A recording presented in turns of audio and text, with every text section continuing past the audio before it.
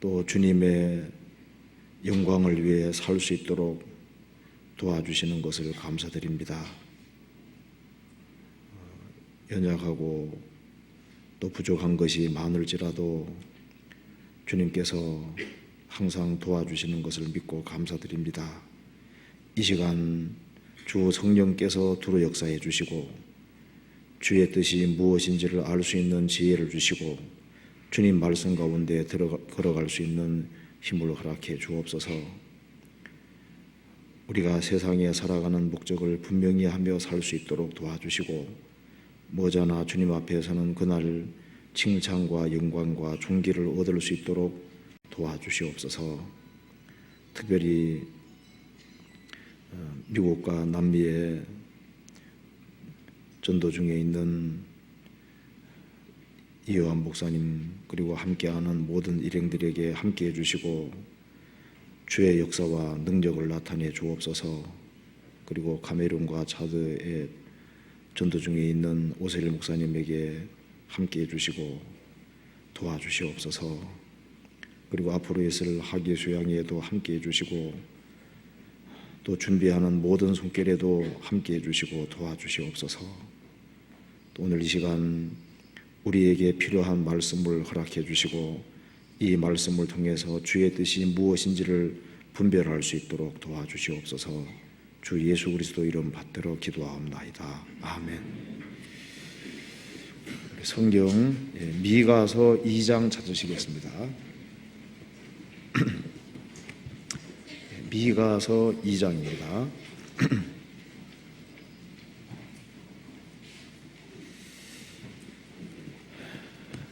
1절부터 제가 읽겠습니다. 미가서 2장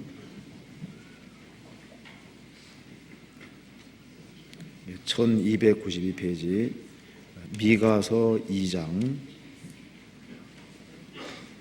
1절입니다. 제가 읽겠습니다. 침상에서 악을 꾀하며 간사를 경영하고 날이 밝으면 그 손에 힘이 있으므로 그것을 행하는 자는 화 있을진저. 밭들을 탐하여 빼앗고 집들을 탐하여 취하니 그들이 사람과 그 집 사람과 그 산업을 학대하도다. 그러므로 여호와의 말씀에 내가 이 족속에게 재앙 내리기를 계획하나니 너희의 목이 이에서 벗어나지 못할 것이요 또한 교만이 다니지 못할 것이라. 이는 재앙의 때임이니라 하셨느니라.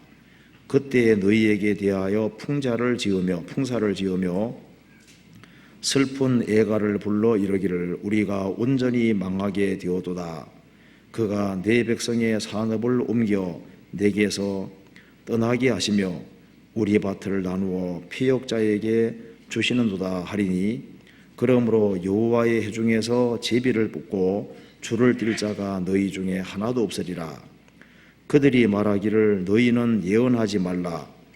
이것은 예언할 것이 아니오늘 욕하는 말을 그치지 아니한다 하나도다. 너희 야곱의 족속아 어찌 이르기를 여호와의 신이 평급하시다 하겠느냐. 그의 행위가 이러하시다 하겠느냐. 나의 말이 행위 정직한 자에게 유익되지 아니하냐. 근래에 내 백성이 대적같이 일어나서 전쟁을 피하여 평안히 지나가는 자들의 의복 중 겉옷을 벗기며 내 백성의 부녀들을 너희가 그 즐거운 집에서 쫓아내고 그 어린 자녀에게서 나의 영광을 영영히 빼앗는도다. 이것이 너희의 쉴 곳이 아니니 일어나 떠날지어다. 이는 그것이 이미 더러워졌음이라.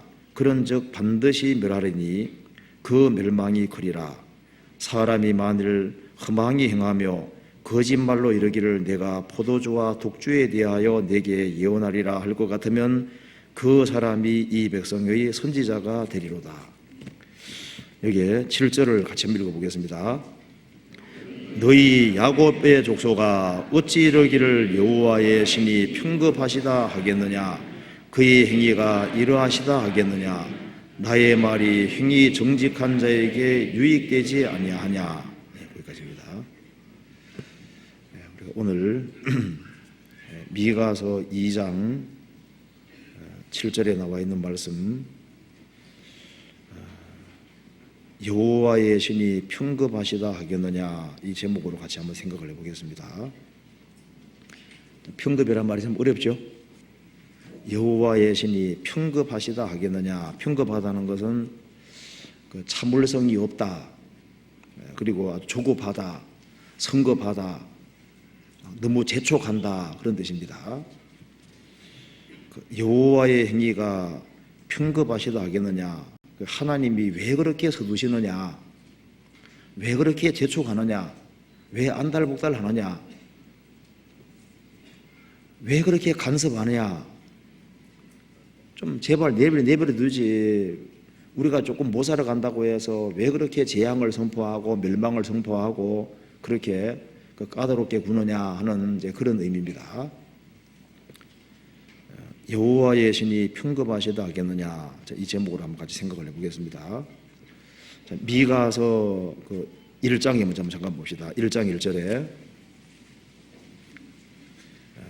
유다 열왕 요담과 아하스와 히스기야 시대에 모레세 사람 미가에게 임한 여호와의 말씀 곧 사마리아와 예루살렘에 관한 묵시라.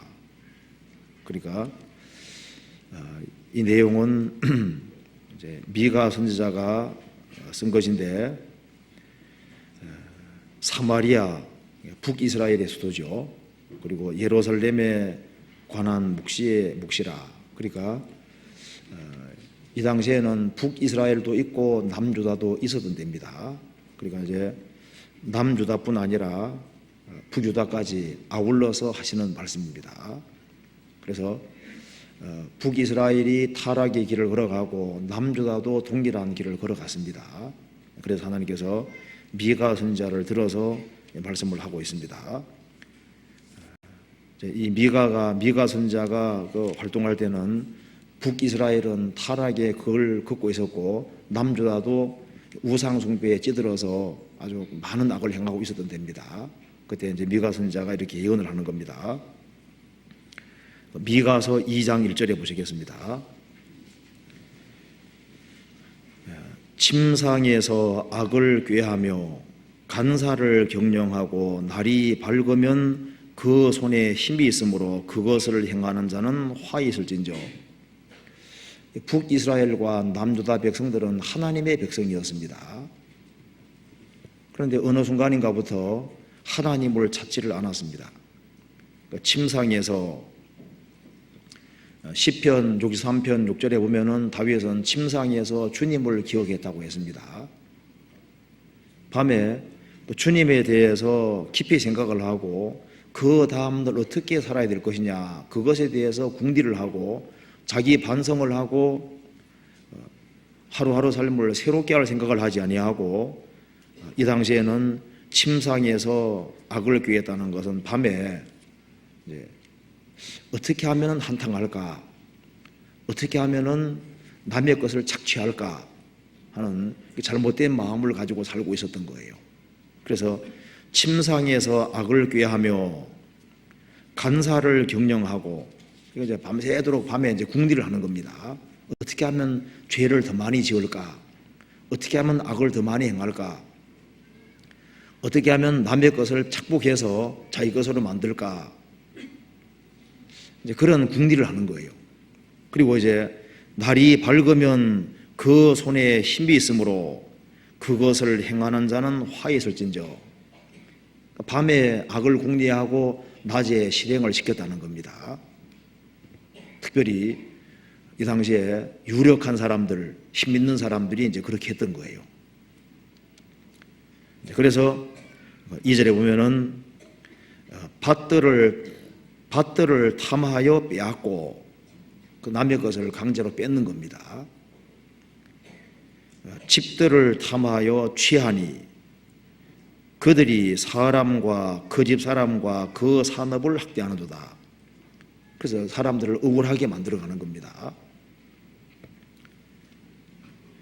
3절에 그러므로 여호와의 말씀에 내가 이 족속에게 재앙 내리기를 계획하나니 너희의 목이 이에서 벗어나지 못할 것이요 또한 교만히 다니지 못할 것이라. 이는 재앙의 때임이니라 하셨느니라. 그래서 하나님께서 북이스라엘이 아까운 데 치달을 때 이제 하나님께서 재앙 내리기를 계획했습니다.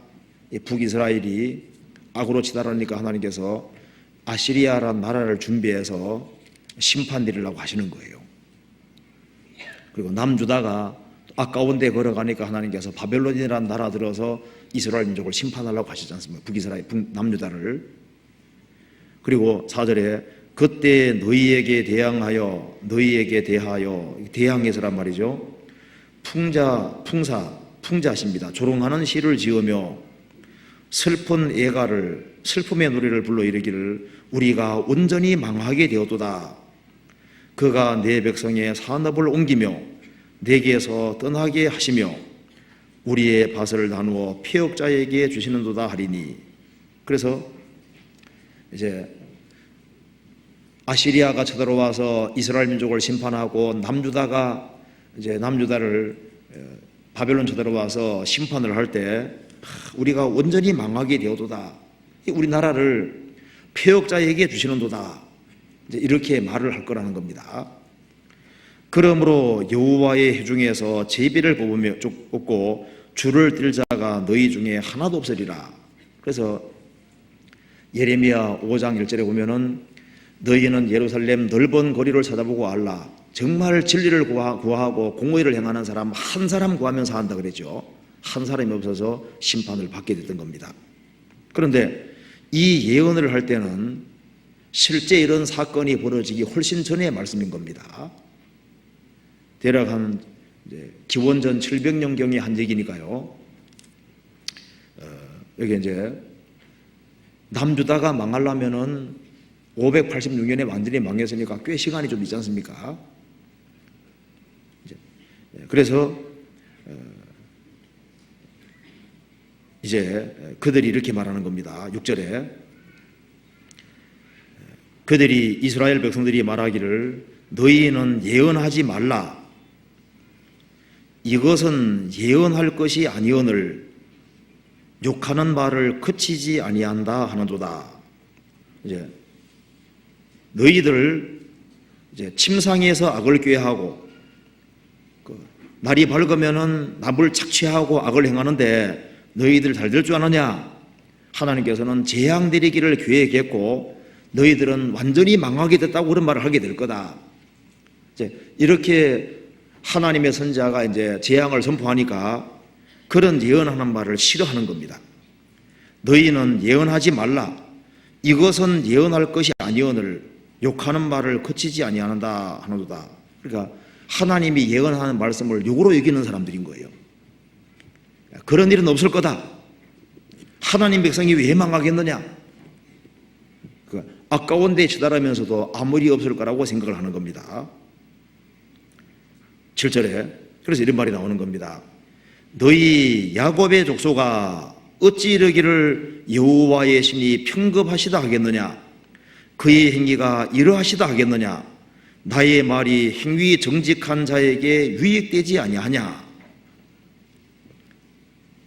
너희들이 격결로 갈 때 하나님이 선지자를 세워서 이스라엘에게 재앙을 선포하고 이스라엘이 어떻게 망할 것을 자세하게 말씀하고 돌이키게 하는데 그것에 대해서 너희들이 여호와의 신이 평급하시다, 성급하시다, 왜 그렇게 재촉하냐? 우리가 뭐 크게 잘못했다고 그러느냐? 하면서 이제 하나님이 아주 성급하고 아주 성마르고 우리 조금 잘못했는 거 가지고 막 그렇게 재촉하고 닥달을 하고 이제 이렇게 한다고 생각하는 겁니다. 이것은 이제 옳지 않다는 것을 말씀하고 있는 겁니다. 여호와의 신이 평급하시다. 그렇게 너희들이 말할 수 있겠느냐? 그게 과연 합당한 말이냐? 하나님이 정말 너무 고지식하냐? 너무 엄한 거냐? 그렇게 지적하는 겁니다. 자녀가 격결로 갈 때 어머니는 아주 소설하게 놀라서 악으로 갈라 그러면 아주 즉시 개입을 해서 아까운데 가지 않도록 막으려고 하지 않습니까? 그래서 부모가 너무 서두르는 것처럼 보일 때 너무 엄격한 것이 아니냐? 너무 편급한 것이 아니냐, 왜 그렇게 조급하게 구냐, 이렇게 자녀들이 생각할 수 있잖아요. 이것은 그 사랑이었습니다. 그렇잖아요. 여기서 우리가 하나님의 마음을 볼 수 있습니다. 여호와의 신이 편급하시다 하겠느냐. 하나님께서 재촉하실 때, 하나님이 서두르실 때 그게 다 우리를 위해서 하시는 말씀인 겁니다. 여기서 여호와의 신이란 말이 나와 있죠. 여호와의 신이 편급하게 하겠느냐. 이 당시에도 성신이 역사하셨습니다. 여호와의 신, 하나님이십니다. 여호와의 신이란 말이 나와 있죠. 창세기 1장에 보면은 태초에 하나님이 천지를 창조하시니라. 땅이 혼돈하고 공허하며 흑암이 깊은 위에 있고 하나님의 신은 수면에 운행하시니라. 하나님의 신이 나오잖아요. 천지를 창조하실 때 하나님의 신은 수면에 운행하시니라. 성신이 역사하셔서 이 지구를 아름답게 단장했다고 되어 있는 거예요. 그러니까 성경 창세기 1장부터 뭐가 나옵니까? 하나님의 신, 여호와의 신, 성령이 나오는 거예요.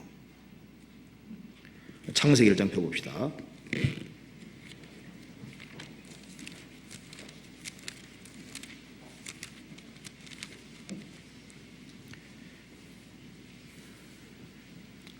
(1장) 1절 2절 같이 읽어보겠습니다.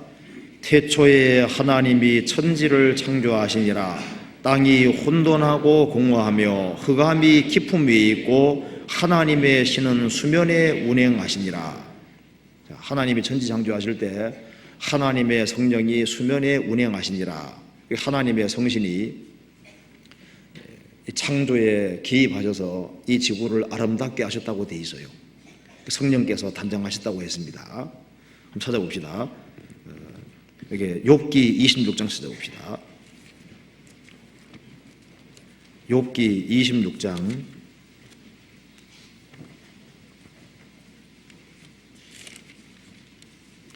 13절 같이 읽어봅시다. 26장 13절입니다. 같이 읽겠습니다. 그 신으로 하늘을 단장하시고 손으로 날린 뱀을 찌르시나니. 여기서 그 신으로, 그 성신으로, 성령으로, 그 하나님의 영으로, 하나님의 신으로 그 말이죠. 하나님의 성신으로, 성령으로 하늘을 단장하시고, 그래 이 하늘을 단장하시고 땅을 아름답게 단장하실 때 누가 계셨느냐? 여호와의 신이 계셨던 겁니다. 그 여호와의 신은 바로 삼위일체의 하나님을 가르치고 있습니다. 어떤 교파에서는 성령은 여호와의 능력과 기운이다. 그래서 그 성령의 어떤 인격성을 부정하는 사람들이 있습니다.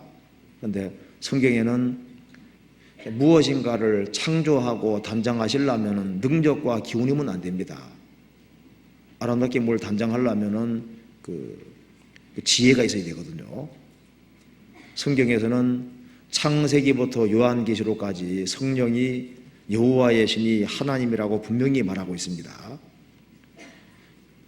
사도행전에 보면은 아나니아와 삽비라가 성령을 속였습니다. 그때 뭐라 했습니까? 베드로가 말하기를 내가 하나님께 사람에게 거짓말한 것이 아니라 하나님께 거짓말했다. 성령을 속인 것을 가리켜서 하나님께 거짓말을 했다고 했습니다. 왜? 성령이 하나님이시기 때문에 그런 거예요. 그죠? 한번 찾아봅시다. 사도행전 5장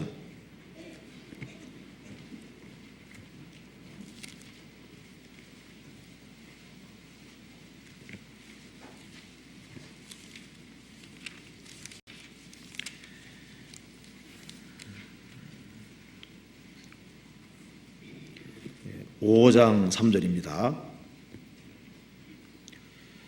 5장 3절 베드로가 가로되 아나니아야 어찌하여 사단이 내 마음에 가득하여 내가 성령을 속이고 땅값 얼마를 감추었느냐. 땅이 그대로 있을 때에는 내 땅이 아니며 판 후에도 내가 이무유를 할 수 없더냐. 어찌하여 이 일을 내 마음에 두었느냐. 사람에게 거짓말을 한 것이요 하나님께로다. 내가 성령을 속였는데, 성령을 속인 것은 사람에게 한 것이 아니요 하나님께 했다. 성령은 실제 하나님이십니다. 그리고 히브리서 9장 14절에 보면은 이런 말이 나와 있죠. 하물며 영원하신 성령으로 말미암아 흠없는 자기를 하나님께 드린 그리스도의 피가 어찌 너희 양심으로 죽은 행실에 섞겠거다 하게 하고 살아계신 하나님을 섬기게 못하겠느냐. 그게 영원하신 성령으로 말미암아, 성령을 영원하신 성령이라고 했습니다. 성령은 시작도 끝도 없는 분인 거예요. 그래서 성령은 하나님이시기 때문에 영원하신 성령이십니다. 그리고 고린도전서 2장 10절에 보면은 성령은 하나님의 깊은 것이라도 통달하시느니라. 통달은 다 한다는 겁니다. 하나님의 깊은 것을 다 하십니다. 왜? 하나님이시니까. 성령은 전지 모든 것을 다 아시는 겁니다. 그리고 시편 139편 7절에 보면은 성령은 어디든지 계시는 거예요. 내가 여호와의 신을 떠나 어디로 가리이까? 성령을 떠날 수가 없습니다. 왜? 성령은 편재하시고 안 계신 곳이 없기 때문입니다. 그리고 사람의 모든 죄와 회방은 사하심을 얻는데 성령을 거역하는 자는 영원히 사함 얻지 못하고 영원한 죄에 처하느니라. 성령을 회방하는 죄, 성령이 하나님이시기 때문에 그런 거예요. 마가복음 3장 찾아봅시다.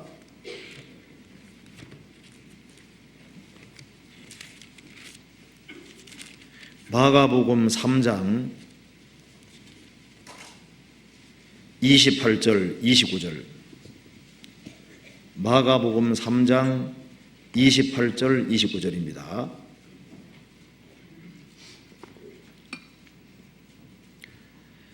내가 진실로 너희에게 이르노니 사람의 모든 죄와 무릇 회방하는 회방은 사하심을 얻되, 그다음 적겠습니다. 누구든지 성령을 회방하는 자는 사하심을 영원히 얻지 못하고 영원한 죄에 처하느니라 하시니. 사람의 모든 죄와 회방은 사하심을 얻는다. 왜냐하면 예수님께서 십자가의 피로 처리하시기 때문입니다. 그렇지만은 성령을 회방하는 자, 성령께서는 그리스도의 공로를 믿고 받아들이도록 하고 사람들에게 복음을 전해서 구원의 길도 하시는데, 그 성령 역사를 마귀 역사로 대적하는 사람들, 그 성령을 회방하는 자는 사하심을 영원히 얻지 못하고 영원한 죄에 처하느니라. 성령이 하나님이 아니시면 이런 말이 나올 수가 없는 거예요. 성령은 인격을 가지고 있는 것이 확실합니다. 그래서 로마서 8장에는 성령의 생각이란 말이 나와 있습니다. 성령이 생각을 하시거든요. 왜? 인격을 가지고 계시니까. 로마서 8장 찾아봅시다. 로마서 8장 26절.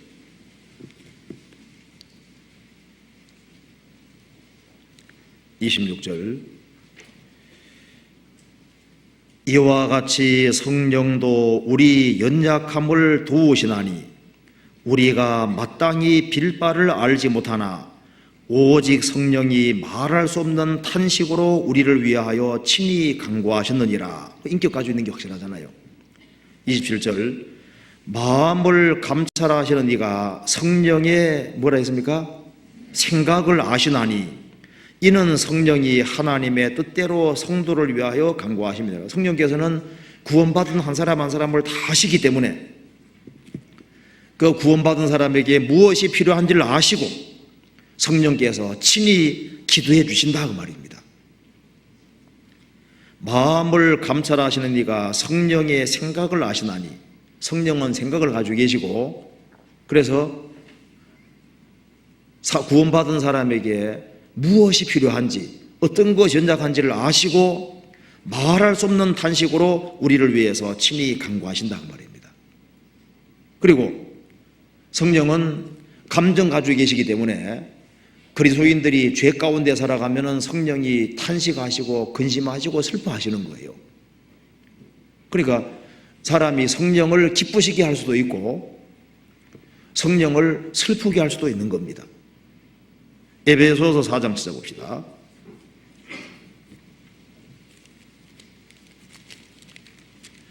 (4장)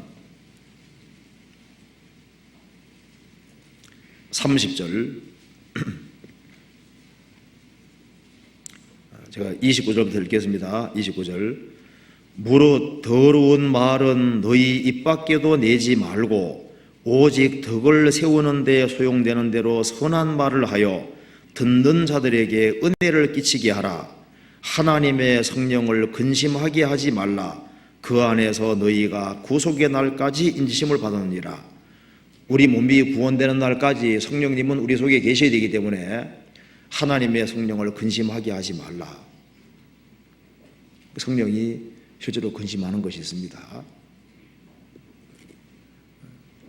성령, 그래서 성경에 보면 이 성경을 성령이 기록했다는 말도 있고 성령이 보내셨다는 말도 나오지 않습니까? 사도행전 한 군데 찾아봅시다. 사도행전 13장.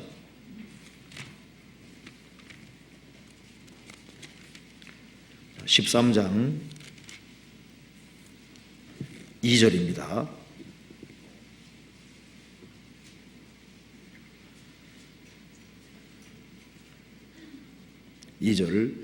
주를 섬겨 금식할 때 성령이 가라사대 내가 불러 시키는 일을 위하여 바나바와 사울을 따로 세우라 하시니. 성령이 직접 말씀하시죠. 성령이 자신 가리켜서 내가 불러 시키는 일을 위하여, 선교 사역을 위해서 바나바와 사울을 따로 세우라. 4절. 두 사람이 성령의 보내심을 받아 실루기아에 내려가 거기에서 배 타고 구브로에 가서 성령은 말씀하셨고 그리고 직접 보내셨습니다. 그러니까 성령은 하나님이심이 맞습니다. 그렇지 않습니까? 그런데 성령의 특징 중에 하나가 여호와의 신이 평급하시다 하겠느냐. 성령은 우리를 사랑하시기 때문에, 여호와의 신 성령은 우리를 사랑하시기 때문에 우리를 재촉하시는 거예요. 그러니까 조금만 뒷길로 가도 바르게 하려고 아주 결사적으로 노력하시는 겁니다. 그게 평급하다는 그런 뜻이거든요. 부모도 자식이 조금이라도 뒷길로 하면 어떻게 하든 간에 바르게 바꿔놓으려고 하지 않습니까? 재촉하잖아요. 조금이라도 잘못되면 물들까봐 막 즉시 간섭을 하고 해서 어떻게 하든 간에 이걸 바르게 하려고 노력합니다. 성령도 마찬가지인 거예요. 그래서 노아 홍수 전 시대에도 성령께서 일하셨습니다. 창세기 6장 찾아봅시다. 창세기 6장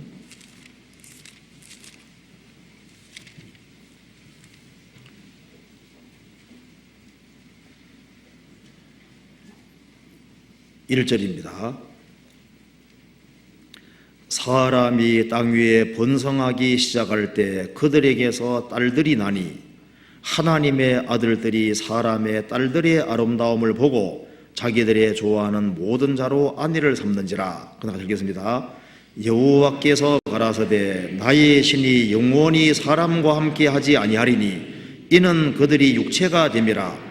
그러나 그들의 날은 120년이 되리라 하시니라. 여기에서 하나님의 아들들은 세세 후예를 가르치고 있습니다. 창세기 5장에 그 구원받은 계열을 말하고 있습니다. 하나님의 아들들을 가르치는 거예요. 그리고 이제 사람의 딸들은 가인의 후예로서 상속이 없는 사람 가르치고 있습니다. 그런데 이제 노아가 살던 시대가 되면은 하나님의 아들들과 사람의 딸들이 뒤섞여 버린 거예요.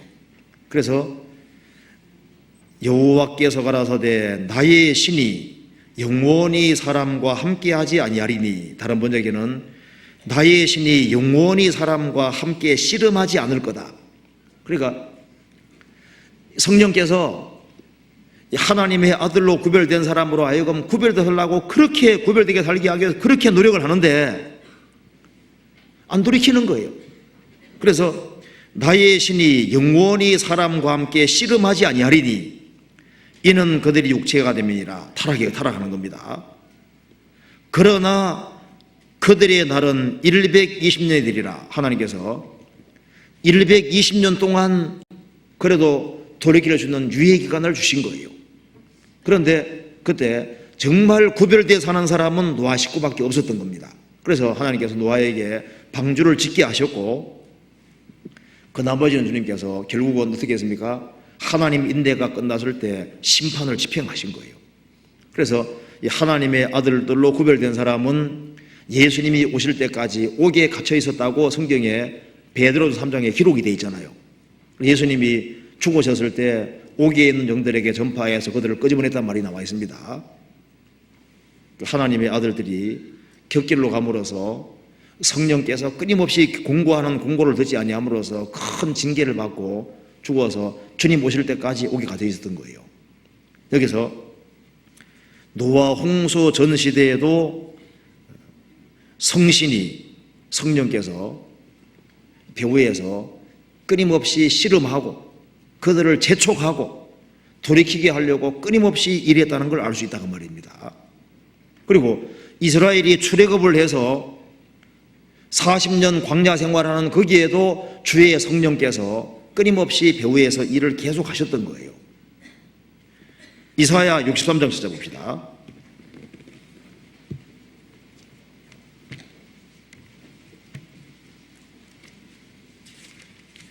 이사야 63장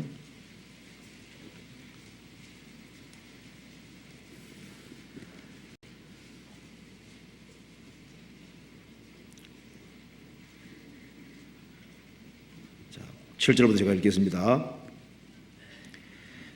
내가 여호와께서 우리에게 베푸신 모든 자비와 그 찬송을 말하며 그 긍휼을 따라 그 많은 자비를 따라 이스라엘 집에 베푸신 큰 은총을 말하리라. 여호와께서 말씀하시되 그들은 실로 나의 백성이요 거짓을 행치 아니하는 자녀라 하시고 그들의 구원자가 되사 그들의 모든 혼란에 동참하사 자기 앞에 사자로 그들을 구원하시며 그 사랑과 그 긍휼로 그들을 구속하시고 옛적 모든 날에 그들을 드시며 안으셨으나, 그 다음 읽겠습니다. 그들이 반역하여 주의 성신을 근심케 하였으므로 그가 돌이켜 그들의 대적이 되사 친히 그들을 치셨더니. 이 말씀 보면은 광야 40년 생활 속에도 주의 성신이 계속 역사하시고 그들을 인도하시고 그들을 가르치셨습니다. 느헤미야 9장 19절부터 20절까지 봐도 주의 선한 신이 그들을 가르쳤다고 했습니다. 그들을 재촉하시고 그들을 인도하셨지만 그들은 주의 성신을 계속적으로 근심케 하셨습니다. 금식했습니다. 일하고 있었던 거예요. 왜 그렇게 하셨느냐? 사랑하시니까. 바르게 세우기 원하는 그렇게 하신 거예요. 자, 미가서 다시 한번 봅시다. 미가서 2장 7절. 너희 야곱 족속아 어찌 이러기를 여호와의 신이 평급하시다 하겠느냐. 자, 성령께서는 인간이 타락하기 쉽다는 것을 아십니다. 그래서 이제 너무 길거리 가면 돌아오기 어려우니까 이제 하나님께서는 인간이 깃길로 갈 때 타락을 막기 위해서 아주 즉시 간섭하고 깨닫게 해주시고 돌이키게 하려고 노력하는 거예요. 하나님 말씀에 위배되는 행동을 하려고 하면은 즉시 성령께서 간섭하셔서 돌이키게 하기 위해서 노력하신다 그 말입니다. 부모는 자식을 바르게 키우기를 원하기 때문에 부모가 아닌 사람은 내버려 두잖아요. 부모는 즉시 간섭을 해서 어떻게 하든 간에 바르게 키우려고 노력합니다. 그래서 나중에 부모가 간섭하는 것이 싫을지 몰라도 나중에 돌이켜보면 다 자기를 위한 것이 분명했지 않습니까? 여호와의 신이 평급하시다 그렇게 말하겠느냐? 처음에 이 작은 것이 나중에 엄청난 결과를 불러올 줄 아십니다. 성경 말씀하기를 너희가 바람을 심고 광풍을 거둘 것이다. 조그만 죄를 심고 나중에 엄청난 결과를 거둘 줄 아시기 때문에 주님께서는 처음부터 즉시 끊게 하시려고 하는 거예요. 농사 짓는 사람은 밭에 잡초가 생기면 그 얼른 뽑아내려고 합니다. 왜? 그러면 곡식들에게 문제가 생기니까. 산에 불이 나면은 조그만 불이 있을 때 즉시 끝불이 되지 않습니까? 암이 생기면은 그냥 초장에 처음에 그냥 제거해버려야 되는 거예요. 충치 때문에 고생하는 분들 많이 있죠. 견딜만 하니까. 그러니까 조금 생겼을 때 빨리 가야 되는데 빨리 못 가가지고 고생 엄청 하잖아요. 하나님께서는 조그마할 때, 적을 때, 다투는 시작은 방추기에서 물이 새는 것 같다고 했습니다. 조그마할 때 하나님 빨리 조처를 취하기를 원하시는 거예요. 왜냐하면 그것은 우리를 위해서 그렇게 하시는 겁니다. 그래서 우리가 곁길로 가려고 하면은 이제 이 마음에서 막 요동을 치고 막 양심이 아주 가책이 생기고 막 그 성령께서 배후에 일하시는 게 느껴지지 않습니까? 좀 제발 나 좀 내버려 두시지. 왜 그렇게 간섭하시느냐? 왜 내 멋대로 못 살게 하시느냐? 그것이 사실은 우리를 위해서 그렇게 하시는 거예요. 성경에 말씀하기를 포도원을 허는 작은 여우를 잡으라고 그랬습니다. 우리의 포도원에 꽃이 피었습니다. 포도원에 꽃이 피면은 그 다음 열매가 맺히는데 작은 여우를 용납하면 열매가 맺히지 않게 되지 않습니까? 작은 여우가 들어와서 막 장난쳐서 포도원 해치면은 열매 못 맺히게 되는 거예요. 그러니까 작다고 생각하지 말고 작은 것일지라도 제거해버리면은 열매가 맺힐 텐데 그 작은 거라도 용납하면은 성령께서 가만 안 계시죠? 너 왜 그거 안 없애냐? 왜 그거 안 했으면 계속 그러지 않습니까? 설교 말씀 들을 때 좀 주님이 좀 가만 봐주면 좋은데 너 왜 그거 안 없애냐? 너 그거 없애면 열매가 맺힐 텐데 왜 안 없애냐고 자꾸 책망 소리 듣잖아요. 성령께서 끊임없이 책망하시고 끊임없이 얘기하지만은 이스라엘 민족은 돌이키지 않는 거예요. 그게 결국은 자기 손해거든요. 죽은 파리 한 마리가 향기름으로 악취가 나게 하는 것 같이 적은 우매가 지혜와 종교로 폐하게 하느니라. 죽은 파리 한 마리, 그 작은 것이 하나가 그것이 향기름으로 악취가 나게 한다고 말입니다. 작은 것일지라도 성령께서는 간섭을 분명히 하시거든요. 자꾸 나오고 다투시는 거예요. 자, 부모가 자녀와 다툴 때 가만히 생각해 봐요. 부모가 누구 편이냐고. 친구들은 용납하지만 부모는 그렇지 않잖아요.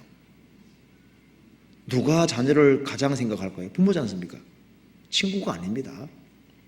내가 병들어 죽게 되면요, 중병 들어 있으면요, 친구들은 몇 번 방문할지 모르지만 계속 있지는 않거든요. 그렇잖아요? 그것처럼요, 우리를 가장 사랑하시는 분이 주님입니다. 그 주의 성신이 우리 편에 속해서 우리와 다투실 때 그게 사랑이라는 걸 알아요. 사랑이라는 거. 예레미야서 봅시다. 2장. 예레미야 2장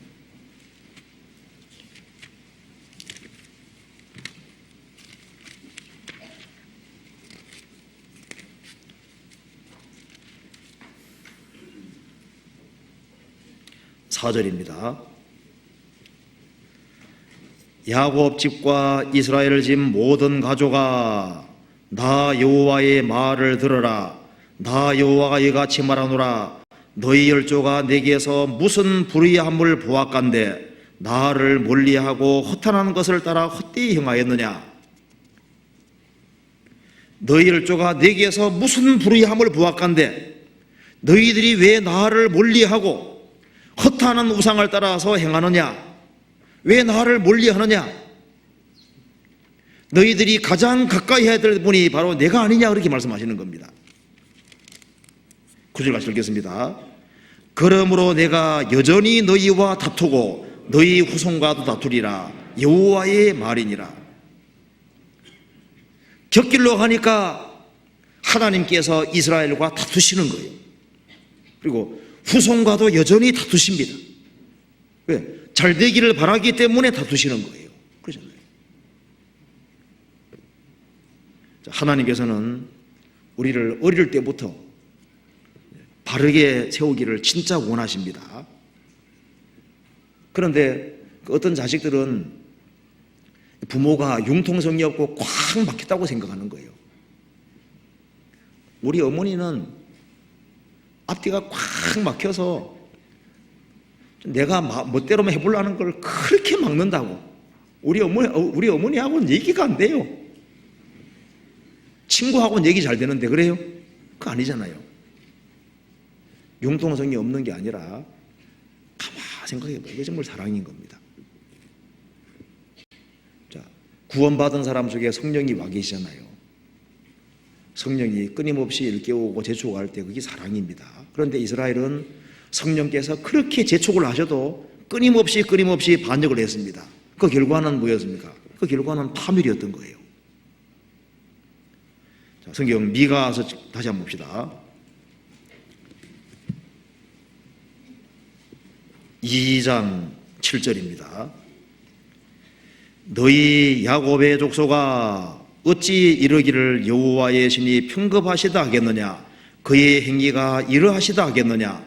나의 말이 행위 정직한 자에게 유익되지 아니하느냐. 그러니까 성령께서 재촉하실 때 그럴 때 순종하는 것이 최선입니다.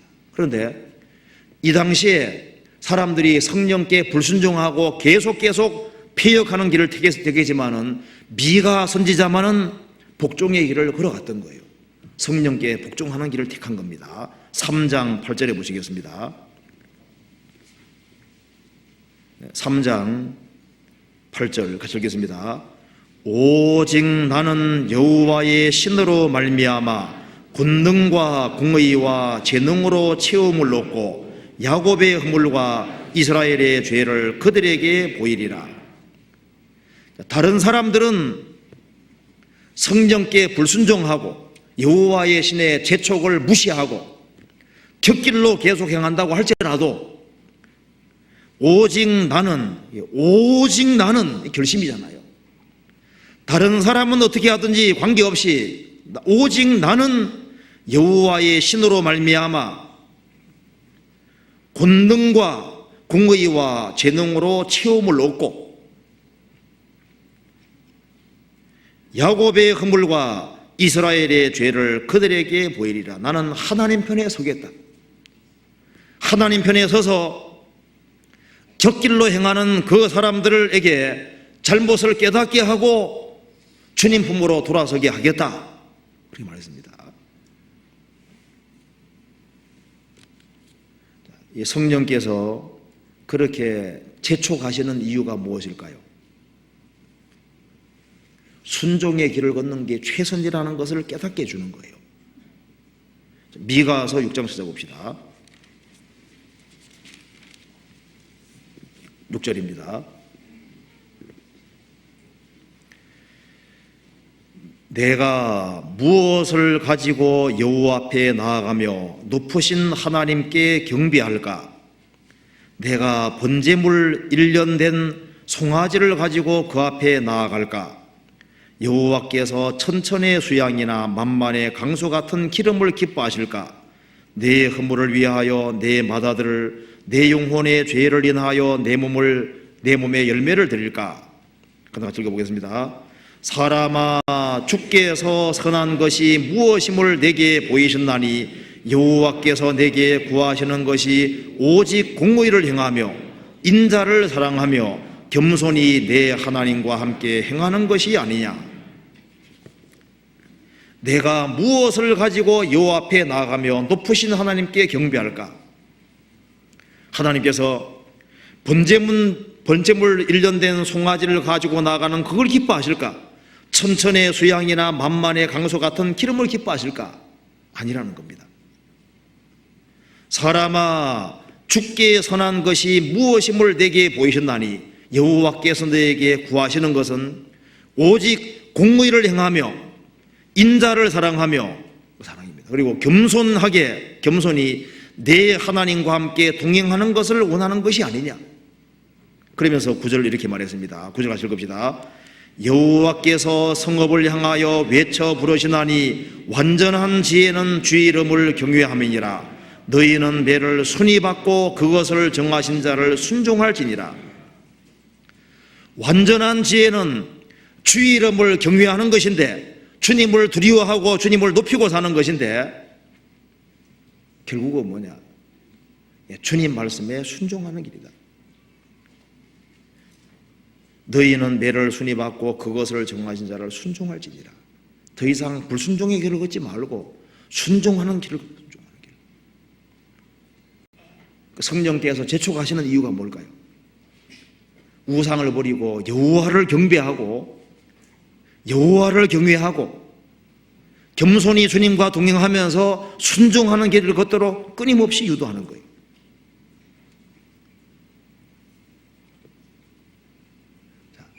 부모가 자식에게 제일 원하는 게 뭘까요? 말 잘 듣는 거죠. 순종하는 거잖아요. 하나님이 우리에게 뭘 원하실까요? 순종하는 거. 자, 결혼하면 남편이 아내에게 뭘 제일 원합니까? 서비스 잘해주는 겁니까? 순종 잘하는 겁니까? 순종. 회사에 취직하면 사장이 뭘 원할까요? 대드는 겁니까? 순종하는 겁니까?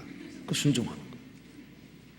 그래, 순종은 반드시 배워야 됩니다. 예수님은 아들이시라도 순종을 배웠다 그러지 않습니까? 우리가 세상에 있는 동안에는 순종하는 것을 반드시 배워야 됩니다. 왜냐하면 교회 안에서 누가 쓰임 받습니까? 순종 잘하는 사람이 쓰임 받잖아요. 그렇잖아요? 순종은 인생에서 가장 중요한 것이 되는 거예요. 성경 히브리서 5장 찾아봅시다. 히브리서 5장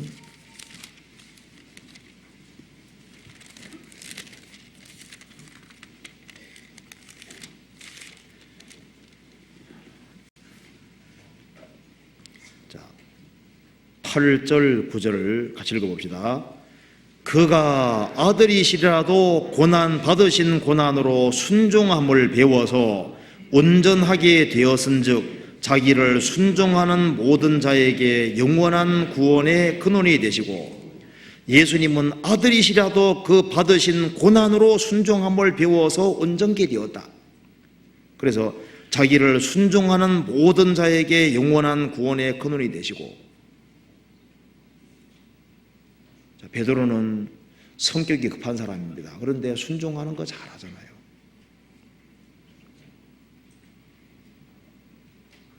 우리가 순종 잘하는 사람은 이 사람은 귀하게 쓰임 받겠다는 걸 알 수 있습니다. 성령이 재촉하는 내용이 뭘까요? 순종이 최선이라는 것을 계속 일깨우는 거예요. 왜 그렇게 내 고집대로 하려고 하는 거냐?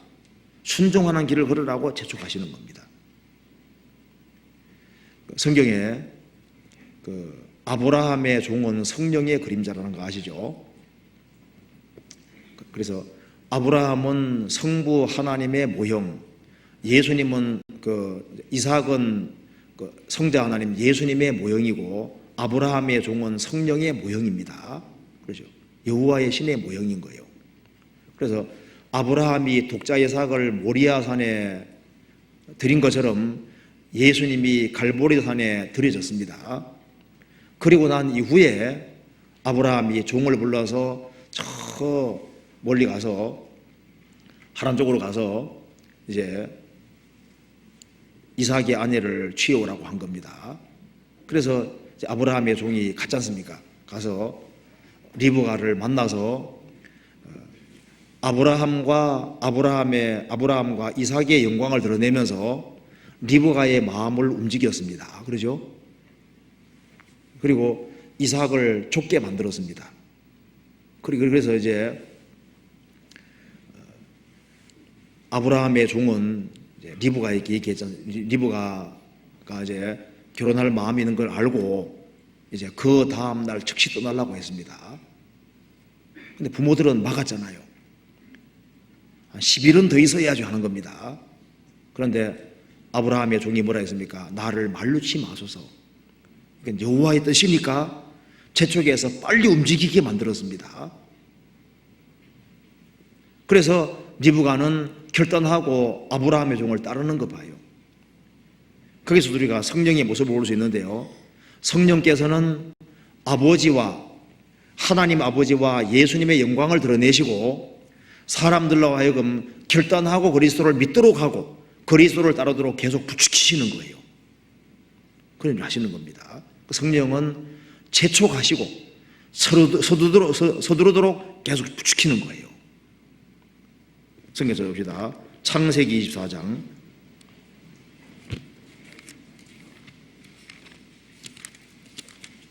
창세기 24장 54절입니다.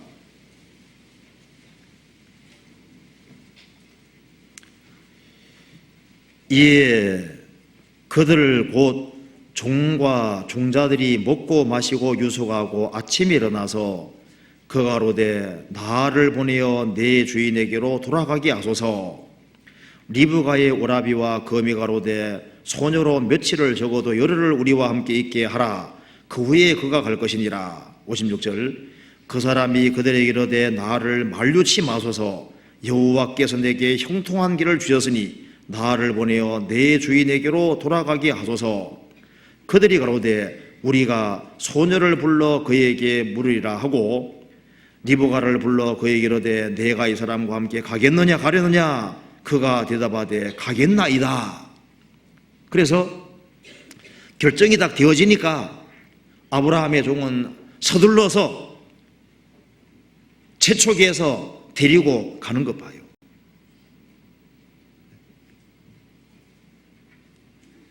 주의 뜻이 분명히 나타났을 때는 부추기는 겁니다. 빨리 서둘러서 움직이는 게 주의 뜻이니까. 그래서 성령께서는 주의 뜻이 분명하면은 그 뜻대로 살도록 계속 부추기고 재촉하시는 거예요. 그런 특징이 있습니다. 그렇잖아요. 자, 그런데 이스라엘 백성들은 그렇지를 못했습니다. 자, 미가서 다시 한번 봅시다. 2장 다시 봅시다. 미가서 2장 8절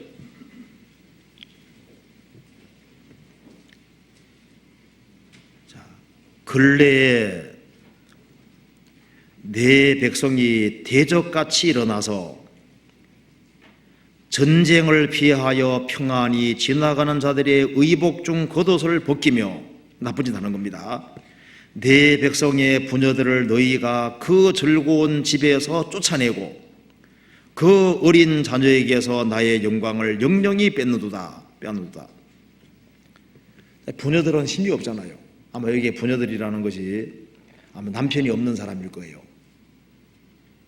내 백성의 부녀들을 너희가 그 즐거운 집에서, 그 즐거운 집이라는 것은 그래서 집이 작지만은 그래도 오순도순 살고 있는 겁니다. 그 가정에서 쫓아내버리고 그 집을 차지해버리는 거예요.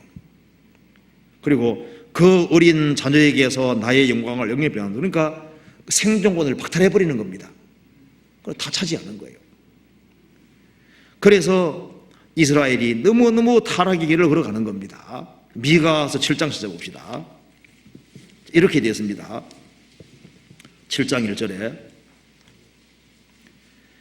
재앙이로다 나여 나는 여름 실과를 딴 후와 포도를 거둔 후 같아서 먹을 송이가 없으며 내 마음에 사모하는 처음 익은 무화과가 없도다.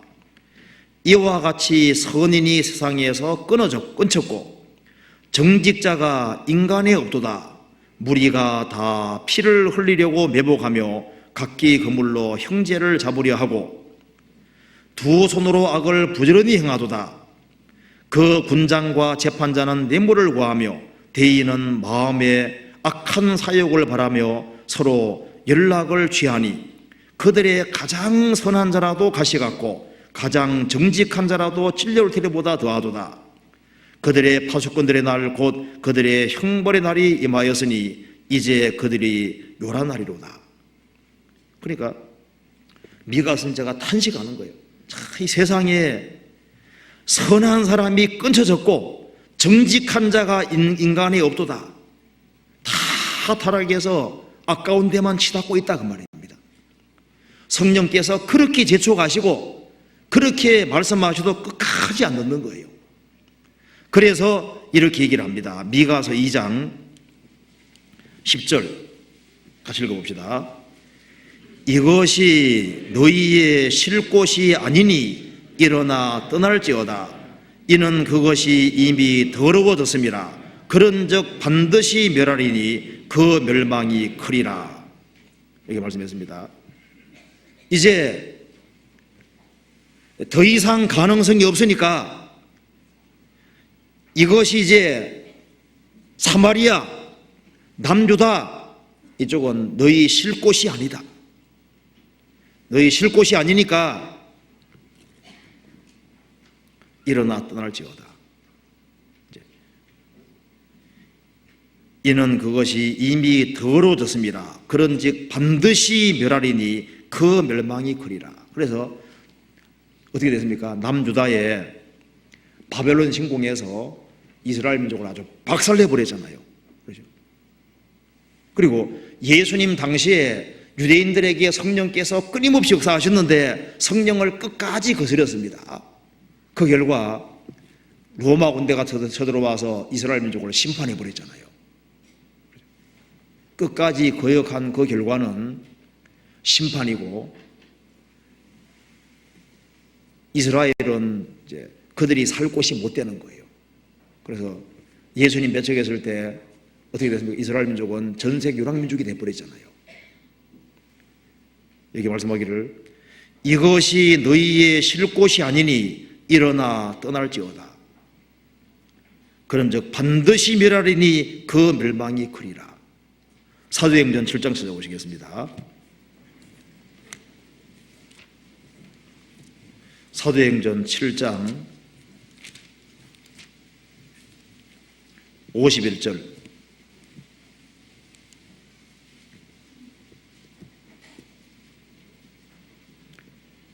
같이 읽겠습니다. 목이 곧고 마음과 귀에 할례를 받지 못한 사람들아, 너희가 항상 성령을 거스려 너희 조상과 같이 너희도 하나도다. 너희가 항상 성령을 거스려 너희 조상과 같이 하나도다. 구약시대 이스라엘 백성들이 성령을 끊임없이 거스린 것처럼 너희도 그렇게 한다. 너희가 항상 성령을 거스려 너희 조상과 같이 하나도다. 그래서 끝까지 성령의 그 재촉하심, 그것을 거역한 결과 2000년 동안 얼마나 유대인들이 비참하게 됐습니까? 그렇잖아요. 자, 구약 시대만 그런 것이 아닙니다. 우리 시대에도 성령께서 어떻게 하십니까? 재촉하십니다. 자, 오순절에 성령이 오셨습니다. 성령께서 불신자들을 어떻게 재촉하고 있을까요? 그리스도를 빨리 믿으라고 계속 재촉하고 계시잖아요. 자, 요한복음 16장 찾아봅시다.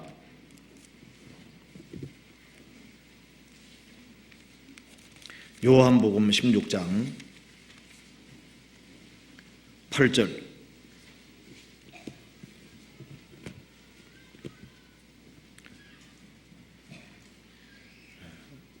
그가 와서 성령이 와서 죄에 대하여 의에 대하여 심판에 대하여 세상을 책망하시리라. 죄에 대하여라면 저희가 나를 믿지 아니하며 의에 대하여라 함은 내가 아버지께로 가니 너희가 다시 나를 보지 못하며 심판에 대하여라 함은 이 세상 임금이 심판을 받았음이니라. 성령은 세상을 책망하십니다. 죄가 뭐냐? 그리스도를 안 믿는 것이 죄라고 하는 것을 깨우치면서 빨리빨리 믿도록 요구하시는 거예요. 예수님이 십자가에서 죄를 처리하시기 때문에 주님의 공로를 안 받아들여 멸망하니까 주님의 공로를 받아들이도록 재촉하시는 거예요. 의에 대하여라면 내가 아버지께로 가니, 이 말은 예수님이 부활 승천해서 하나님 앞에 가 있는 것이 우리 의다 그 말입니다. 예수님이 우리 공로이기 때문에 너희들 공로 세울 생각하지 말고 예수님이 우리 공로로 계시니까 예수님을 받아들이면 산다는 걸 얘기해 주는 거예요. 그리고 예수님이 심판받을 때 마귀가 심판받았기 때문에 우두머리 되는 마귀가 심판받았으니까 사탄의 권세 아래에 있는 모든 사람은 심판이니까 빨리 그리스도 예수 안에 들어와야 된다는 걸 재촉하는 겁니다. 너희들이 사는 길은 그리스도 예수 안에 들어가는 거라는 걸 재촉하는 거예요. 빨리 믿으라고. 믿고 구원받도록 재촉하는 겁니다. 구원받고 난 이후에도 마찬가지입니다. 구원받고 난 이후에도 크리스찬들이 죄를 지으면 성령이 근심하고 탄식하시잖아요. 그리고 곁길로 가지 못하도록 계속 배후에 작업을 하십니다. 성령을 소멸치 말라 그러죠. 성령께서는 불길을 계속 불러일으키면서 주님 뜻대로 살기를 계속 배후에서 부추기시는 거예요. 그래서 말씀 들으면은 열심히 살아야 되겠다는 마음을 성령께서 불러일으키시지 않습니까? 야, 우리 누구누구 건져야 되는데 막 생각이 떠오르게 하시고 빨리빨리 움직이도록 부추기시는 거예요. 성령께서 지금도 그 일을 하고 계십니다. 요한계시록 2장 찾아봅시다.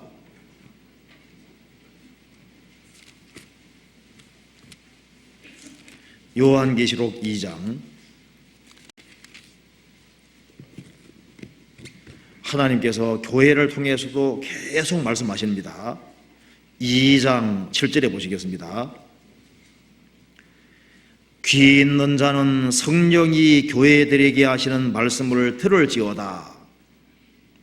11절에도 귀 있는 자는 성령이 교회들에게 하시는 말씀을 들을지어다. 17절에서도 귀 있는 자는 성령이 교회들에게 하시는 말씀을 들을지어다. 계속 그렇게 나오죠.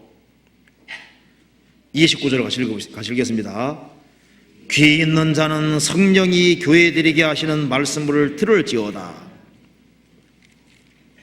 성령께서 교회들에게 계속 말씀하고 있습니다. 그래서 성령이 교회 안에 역사하시면은 주님 입에서는 이한 검이 나오셨잖아요. 예수님 입에서 날카로운 검이 나왔다고 하셨습니다.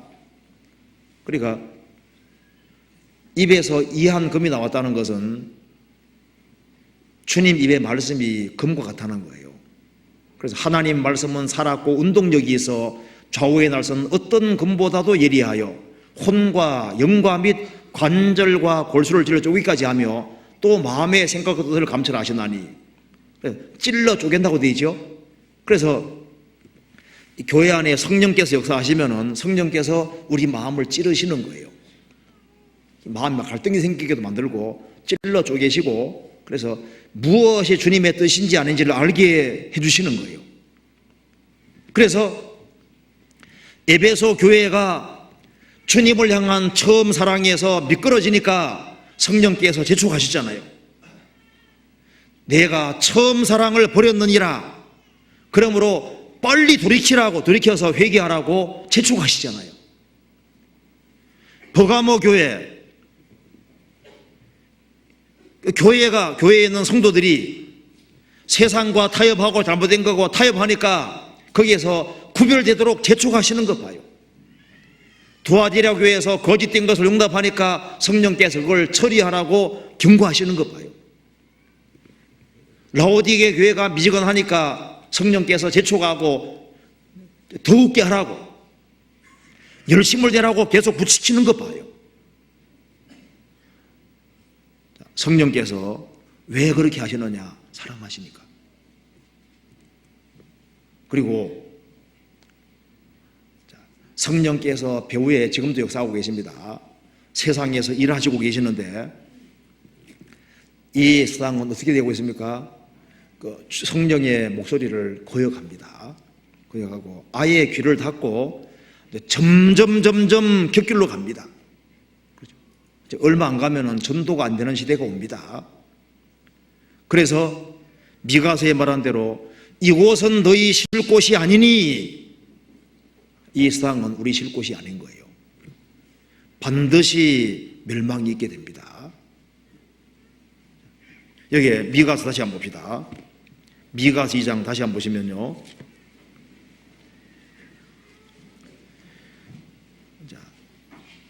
성신을 조롱하면서 안 듣잖아요. 여호와의 신이 평급하시다. 왜 그렇게 재촉하시느냐? 우리가 뭐 크게 잘못했다고, 잘못한 것도 우리 없는데 왜 그렇게 재촉을 하고 성급하게 서두냐 그 말입니다. 그러면서 안 돌이키는 거예요. 그러니까 10절에 이것이 너희 쉴 곳이 아니니 일어나서 떠나갈지어다. 그런즉 반드시 멸하리니 그 멸망이 그리로다. 성령께서 지금 일하시고 계시지만은 이제 인생들이 주님을 등지는 속도가 아주 빨라지고 있습니다. 이제 점점 폐역해서 안 듣는 거예요. 그래서 롯이 소돔에 살 때 소돔은 살 곳이 아닙니다. 그래서 천사 보내서 롯을 끄집어내고 어떻게 했습니까? 끄집어내고 소돔의 불과 영으로 심판을 드린 거예요. 이제 더 이상 소돔은 사람 살 곳이 아니게 됐습니다. 그래서 롯은 구원받은 사람이니까 롯은 끄집어내시고 심판하신 거예요. 우리가 알아야 될 것이 있습니다. 이 세상은 소돔 고모라처럼 장망성입니다. 장차 망할 성이고, 이것이 너희의 쉴 곳이 아니리 나타날지어다. 이 세상은 우리가 영구적으로 살 곳이 아닙니다. 이 세상은 멸망하기로 작정이 되어 있는 거예요. 그리고 멸망이 가장 크게 오도록 되어 있습니다. 우리가 보는 이 도시도 어떻게 될까요? 얼마 후에 다 날아갑니다. 스바냐 1장 찾아봅시다. 그 뒤에 스바냐 1장 보시겠습니다.